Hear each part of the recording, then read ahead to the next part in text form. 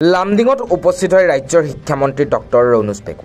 হোজাই জিলাৰ লামডিং মহাবিদ্যালয়ত উপস্থিত হয় ৰাজ্যৰ শিক্ষামন্ত্ৰীগৰাকী। অসম চৰকাৰ শিক্ষা বিভাগৰ ফালৰ পৰা ৰাজ্যৰ বিভিন্ন মহাবিদ্যালয়ৰ পৰ্যালোচনা সভাত উপস্থিত হৈ মন্ত্ৰীগৰাকীয়ে নিজেই সমস্যাসমূহৰ বুজ লৈ আছে।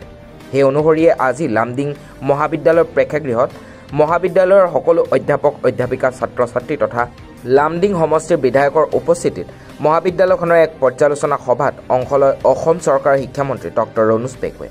লামডিং মহাবিদ্যালয়ৰ অধ্যাপক তথা অধ্যাপিকা আৰু উপস্থিত ছাত্ৰ ছাত্ৰীৰ সৈতে লামডিং মহাবিদ্যালয়ৰ বিভিন্ন সমস্যাৰ বুজ লয়। লগতে সমস্যাসমূহ কিদৰে অতি সোনকালে সমাধান কৰিব পাৰি তাৰ ওপৰত আলোচনা কৰে মন্ত্ৰীগৰাকীয়ে।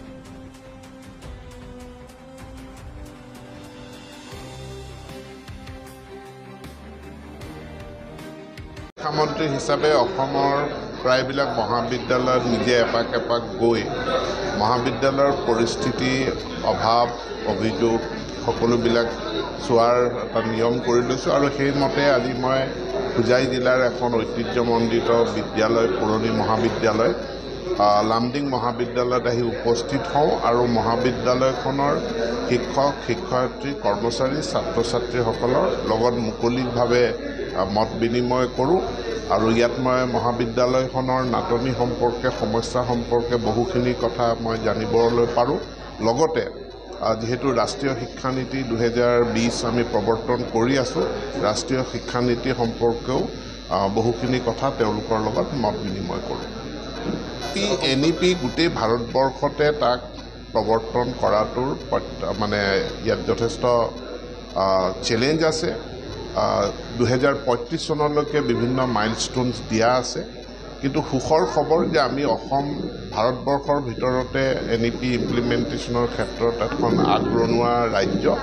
আমি বহুদূৰ আগুৱাই গৈছোঁ আৰু ইয়াত আমি ছাত্ৰ ছাত্ৰী শিক্ষক শিক্ষয়িত্ৰী সকলোকে যি দিক নিৰ্দেশনা দিব লাগে, প্ৰপাৰ অৰিয়েণ্টেশ্যন দিব লাগে, সেই অৰিয়েণ্টেশ্যন দিয়াৰ কাৰণে আমি সক্ষমো হৈছোঁ আৰু 4 বছৰীয়া ডিগ্ৰী পাঠ্যক্ৰম আমি আৰম্ভ কৰিছোঁ।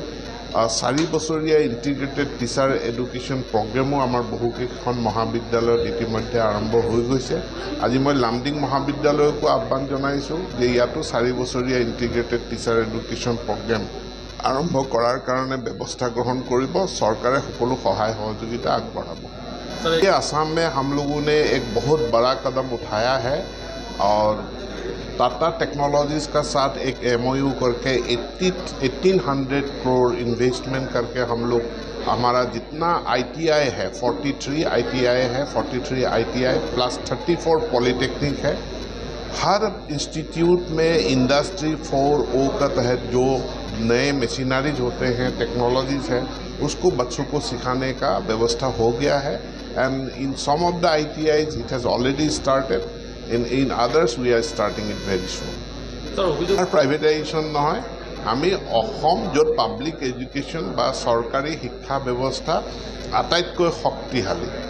আজি আমি 50 লাখ বিদ্যালয়ৰ ছাত্ৰ ছাত্ৰীক শিক্ষা প্ৰদান কৰোঁ। অসমত প্ৰাইভেট মহাবিদ্যালয়ৰ সংখ্যা নিচেই নগণ্য, মাত্ৰ আঙুলি মূৰত গন্তি কৰিব পৰা কেইখনমান আছে। সৰহসংখ্যক চৰকাৰী বা প্ৰাদেশিকৃত মহাবিদ্যালয়। গতিকে অসমত আৰু ব্যক্তিগত খণ্ড এতিয়াতো ব্যক্তিগত খণ্ডৰ বিদ্যালয়ৰ পৰা চৰকাৰ। লামডিঙৰ পৰা চিৰঞ্জিত গোৱালাৰ report, Assam North East News live.